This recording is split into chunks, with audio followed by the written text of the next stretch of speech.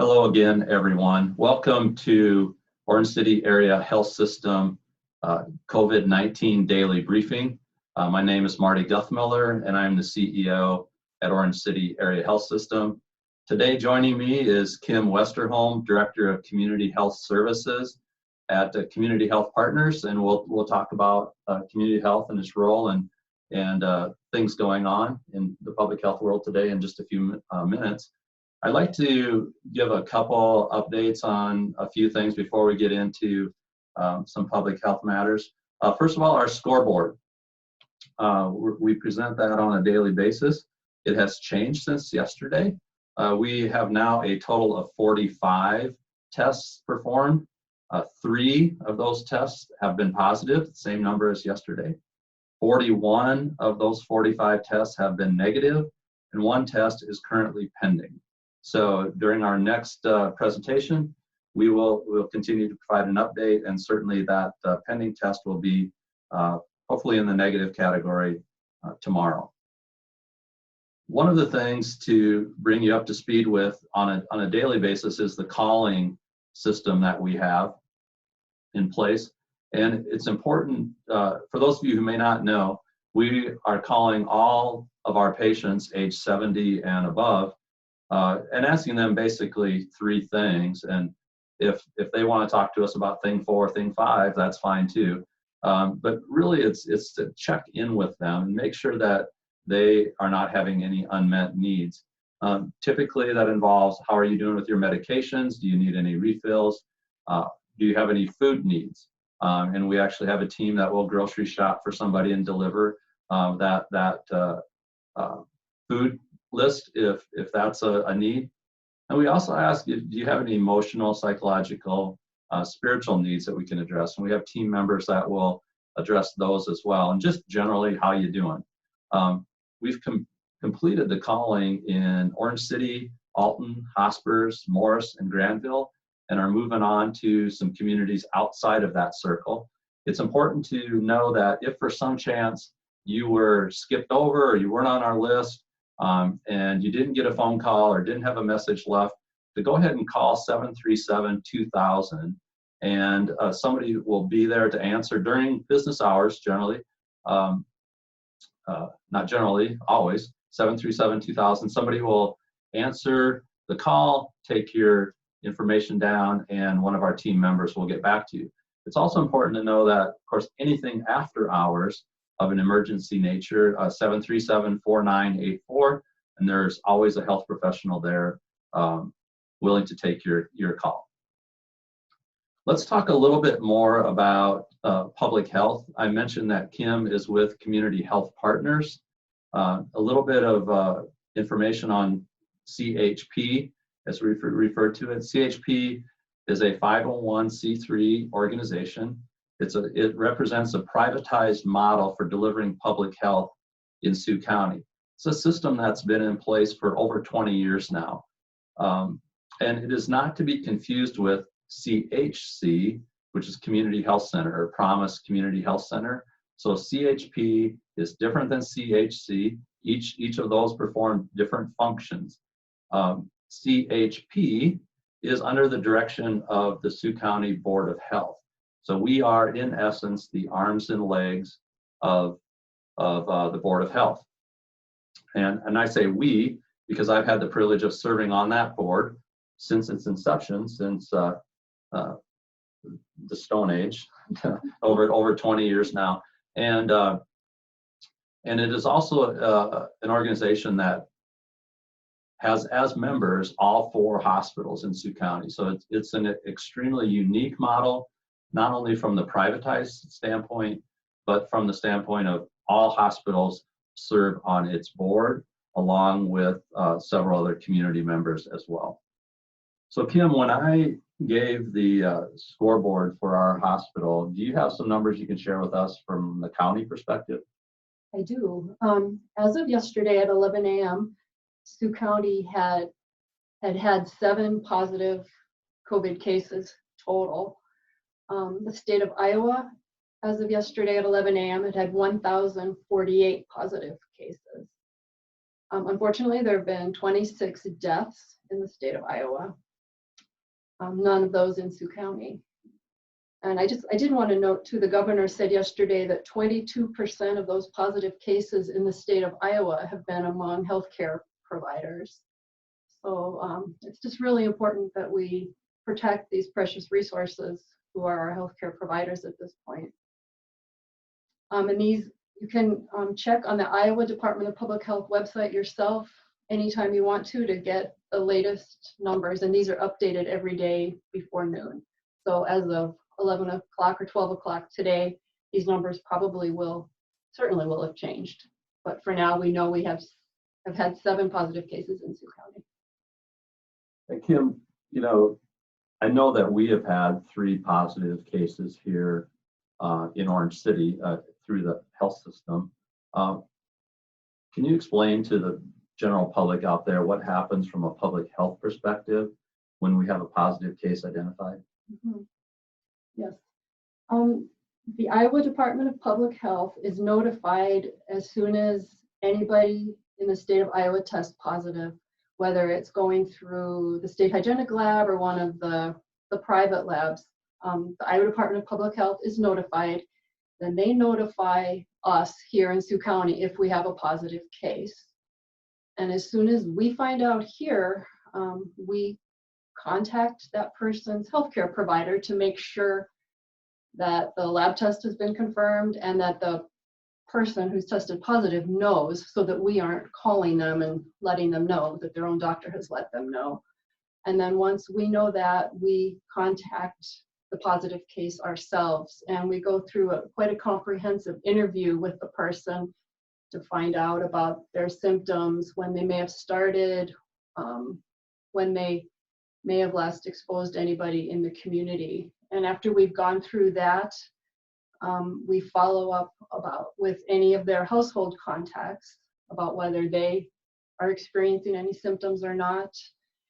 And then we get verbal permission from the affected person to contact anybody who may have been exposed in the community by them. And then we follow up with those people who may have been exposed. Okay, good. One of the things that I mentioned yesterday to our viewers is the IHME website that can be found at healthdata.org. And that's a website sponsored by the University of Washington and I believe the Bill Gates Foundation, and deals with COVID-19 projections. If you recall, I mentioned that these projections are based on the assumption that social distancing measures continue and that we are all vigilant about that. That remains critical.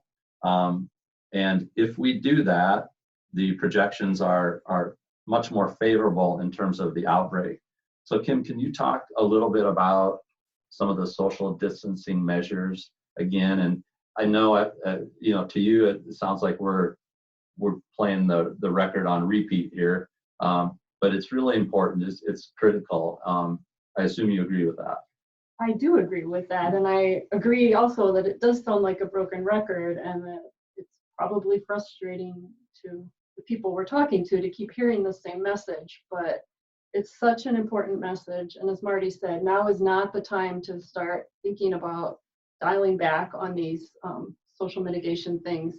You know, the most important thing I think is if you have any symptoms at all, stay home. Stay home as much as possible anyway, but especially if you have any symptoms, or if anyone in your household has symptoms, please stay home.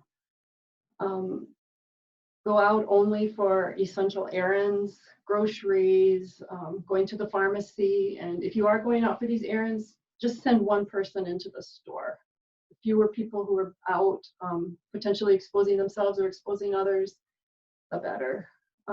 And please don't go into the store if you or anyone in your household has symptoms of illness.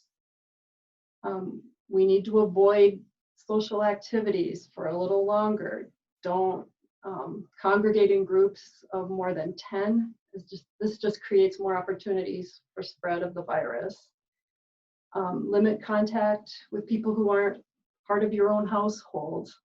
And if you do need to meet with people who aren't part of your own household, maintain that 6-foot distance.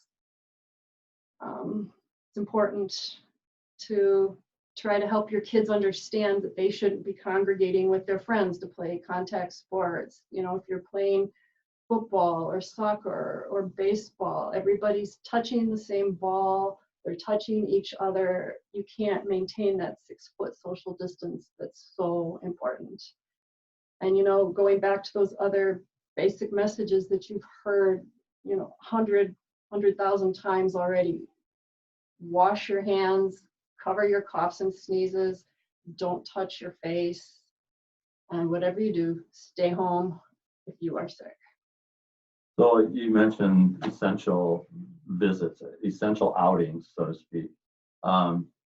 So what can you tell the public generally regarding the wearing of masks in those areas? So the grocery store, pharmacies, those kinds of things when you have to go out. Would you recommend that? How would you, from a public health standpoint, respond to that? Well, last week, it was Thursday or Friday, the CDC, the Centers for Disease Control, from whom we get guidance and from whom the Department of Public Health gets guidance, they recommended that people going out into the public to do their essential errands, going to grocery stores or pharmacies or places where you might come in contact with other people outside of your own household, that you wear a cloth mask. And they specifically say a cloth mask because we need to be saving the surgical masks or the N95 masks for our healthcare providers. And these cloth masks, they aren't a substitute for any of the other social distancing things. They are to protect people from you if you might be carrying the disease without symptoms, and they also provide a little bit of protection from other people who might around you who might be sneezing, but they are not a it's really important to know that they are not a substitute for maintaining the social distance or any of the other things that we've talked about. And there are also several different YouTube sites. There's the Surgeon General put out one about making masks at home using household items and rubber bands. They're very easy to make. Yeah, and that's a good point. You know, just because you're wearing a mask doesn't make you bulletproof. No, in fact, if you're going to be wearing a mask and it's going to be bothering you so much that you're going to be constantly adjusting it or having to touch your face because you're wearing it, you're probably better off not wearing it. Right. Okay, so since we're on the subject of masks, I'm going to jump in here and say what became effective. I've often talked about the fluidity of the situation that we're in, unprecedented times and fluidity and all that kind of stuff you talked about. Well, as of 6 a.m. this morning, effective Wednesday, April 8th at 6 a.m., this is within the Orange City area health system now. And when I say that, I'm talking specifically within the hospital and within our clinics and with home health, and we'll talk about that because senior care has already implemented a masking program. But I'll continue on with our statement, and I'll just read this just to make sure I get it right. All caregivers and providers working in inpatient units, clinics, procedural areas, senior care, PRCC, Prairie Ridge, and Landsmere Ridge, ambulance, home health, and hospice will be required to wear surgical face masks at all times while in their respective clinical care settings or while providing services in the home. So as of this morning at 6 o'clock, all of our caregivers will be required to wear masks. And again, I just want to emphasize that these people are not sick. They are doing this to protect themselves and to protect you and others. And as Kim mentioned, our bench is not deep. I've talked about that before. We have a limited number of staff. We can't order more from Amazon or any other supplier. What we have is what we have. And we want to really make sure that we do everything we can to protect them and protect others. Kim, do you have anything else before I close today? Is there anything else on your list that you'd like to talk about? I guess I would like to say, we've said all these things you shouldn't do, but what can you do? Yeah. The governor, every day in her press conferences, stresses the fact that we should be exercising responsibly. You know, when we say stay at home, don't go anywhere, this doesn't necessarily mean don't go outside and get the exercise that's so critical to your physical and emotional health. You know, go for a walk, go for a bike ride, engage in sports as a family. Just enjoy these activities responsibly. If you're out in public and you're walking and, you know, somebody else walks by you, please maintain that 6-foot social distancing, but continue to be outside and exercising regularly. No, that's great. And I appreciate that. And it's okay and stop and talk to your friends. Just don't give them a hug. Don't shake their hand. Keep at least 6 feet. And when you're standing in the driveway, it can easily be 10. You know, just back off. Don't get in groups larger than 10. But it's okay to talk to people. And in fact, it's beneficial to talk to people. Just do it from a distance. And being outside is very helpful. And when you look at the forecast coming up, there's some colder days coming up. And that's unfortunate. But please do enjoy getting outside, exercising, and taking care of yourself. I think I'll close today just by reminding you to look at a couple key sources for your information, a couple reliable sources. There's so much out there. All of our in baskets here are being flooded with emails from everybody, most of whom want to try to help. But if you want to limit this a little bit, you can go to the CHP website, Community Health Partners website. You can go to our website. IDPH has a good website. CDC has a good website as well. And again, check out that healthdata.org website as well if you want to kind of stay on top of the latest projections. And then kind of for giggles, you can compare some of those with what you're hearing on TV and kind of seeing how those match or don't match. It's just another way to kind of keep you grounded a little bit. That's it for today. Thank you again for joining us, and we'll be back and talk with you tomorrow. Thank you.